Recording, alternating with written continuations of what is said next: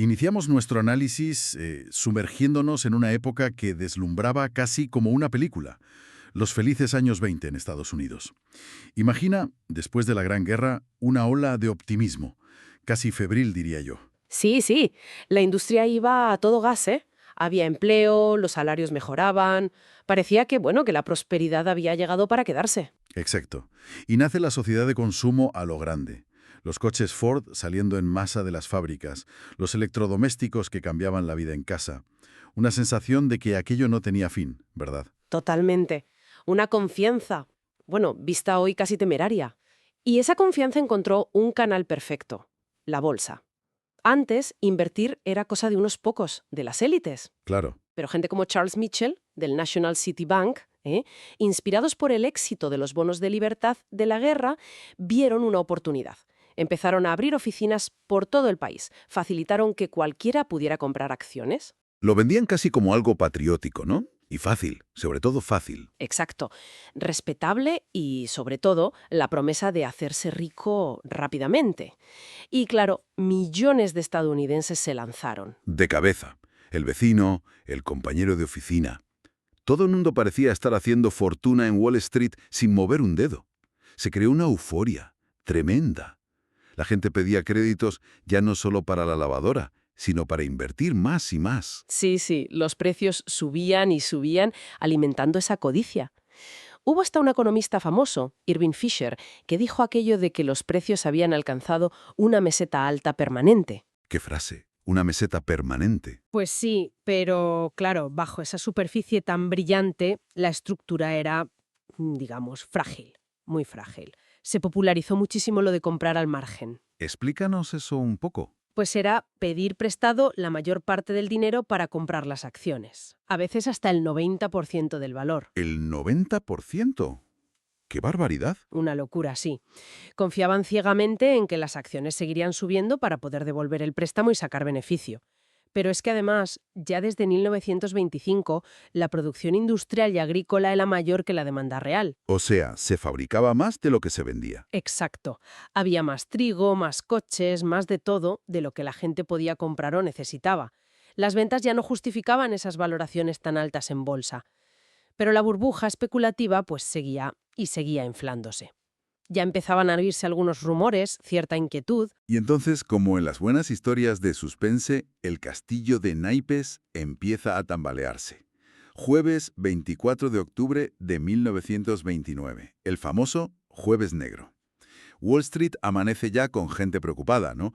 El día anterior la cosa ya pintaba mal. Sí, ya había habido una caída brusca. Pero ese jueves, bueno, se desató el pánico. Órdenes de venta masivas, casi 13 millones de acciones buscando comprador. Y no lo encontraban. Una cifra brutal para la época. Los precios, en caída libre. 13 millones en un día. Hubo un intento, desesperado por frenarlo. Los peces gordos de la banca, JP Morgan, Chase National Bank, se reunieron y eligieron a Richard Whitney, el vicepresidente de la bolsa, para intervenir. Salió al parque y empezó a comprar acciones importantes como las de US Steel a precios altos. Para intentar restaurar la confianza, claro.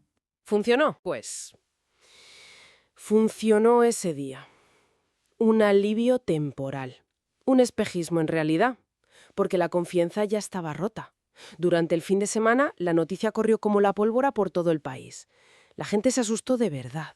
Y llegó la semana siguiente. Y llegó el lunes 28, el lunes negro. Ahí la caída fue brutal. Un 13% abajo el índice Dow Jones. Un 13% en un día. Y el martes 29, el martes negro, fue ya la puntilla, otro 12% menos. Se negociaron más de 16 millones de acciones, un récord absoluto. En cuestión de una semana, la bolsa perdió más dinero del que le había costado a Estados Unidos toda la Primera Guerra Mundial. ¡Madre mía! La euforia convertida en ruina absoluta. Recuerdo leer una crónica de la época que decía algo así como: no había sonrisas, tampoco lágrimas. Solo la camaradería de los que sufren juntos. Es una imagen potente, sí, porque fue el pistoletazo de salida, el detonante de la Gran Depresión. El crack no fue la única causa, pero sí lo que destapó todo. Las consecuencias fueron inmediatas y devastadoras. Los bancos, que también habían jugado a especular, empezaron a quebrar en cadena. ¿Llevándose los ahorros de la gente? Claro, los ahorros de toda una vida, evaporados. Empresas cerrando por todas partes. El paro se disparó. Se habla de 100.000 empleos perdidos en solo 3 días. Llegaría al 25% de la población activa. Una barbaridad. La gente no podía pagar sus deudas y los bancos que sobrevivieron cortaron el grifo del crédito. Paralizando aún más la economía. Un círculo vicioso terrible. Exacto. Y esto no se quedó solo en Estados Unidos, ¿verdad? La onda expansiva llegó lejos. No, para nada. La economía mundial ya estaba muy interconectada. Estados Unidos en crisis dejó de comprar materias primas y eso hundió a las economías de muchos países, sobre todo en Latinoamérica. Piensa en el café de Brasil, el azúcar de Cuba. Claro, dependían mucho de esas exportaciones. Y además, la banca estadounidense retiró el dinero que tenía invertido en Europa. Eso fue un golpe durísimo para Alemania y Austria. Necesitaban esos préstamos para pagar las reparaciones de la guerra y para reconstruir sus países. La crisis se hizo global rápidamente. Y nos dejó imágenes terribles, ¿no? Las colas para conseguir comida, la gente perdiendo sus casas, esos barrios de chabolas que llamaron Hoovervilles. Una crítica directa al presidente Hoover por su aparente inacción inicial. Sí, imágenes desoladoras. Y esa desesperación generó muchísima inestabilidad política en todo el mundo. El ascenso del nazismo en Alemania, por ejemplo, está muy ligado a la miseria económica que provocó la crisis. La esperanza tardó en llegar. Hubo que esperar a 1933, a Franklin D. Roosevelt y su famoso New Deal. Eso fue un cambio radical. El Estado interviniendo a lo grande para estimular la economía. ¿Cómo lo hizo? Pues con inversiones masivas en obras públicas para crear empleo, como el Civilian Conservation Corps, ayudas directas a los agricultores, reformas para controlar a los bancos, mejoras laborales. Un giro de 180 grados respecto al laissez-faire anterior. ¿Y funcionó el New Deal? ¿Fue la solución definitiva? A ver, alivió muchísimo la situación y, sobre todo, devolvió la esperanza a la gente, que era fundamental, pero no acabó con la Gran Depresión por sí solo. El paro siguió siendo muy alto durante los años 30. Irónicamente, tuvo que venir otra catástrofe. La Segunda Guerra Mundial. Exacto. La enorme demanda de la industria y la agricultura para el esfuerzo bélico fue lo que finalmente reactivó a tope la economía estadounidense y puso fin a esa larguísima década de crisis. Es una historia increíble, de la euforia más desmedida a la fragilidad oculta y una caída que, literalmente, cambió el mundo.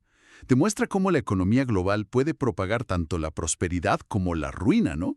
Estamos todos conectados. Sin duda. Y nos deja siempre esa reflexión flotando, ¿verdad? En momentos de gran optimismo económico, cuando todo parece ir viento en popa y el crecimiento parece imparable, ¿qué mecanismos tenemos realmente? ¿Somos capaces de detectar y controlar esas burbujas antes de que estallen y se lleven todo por delante? Es la pregunta del millón, creo yo.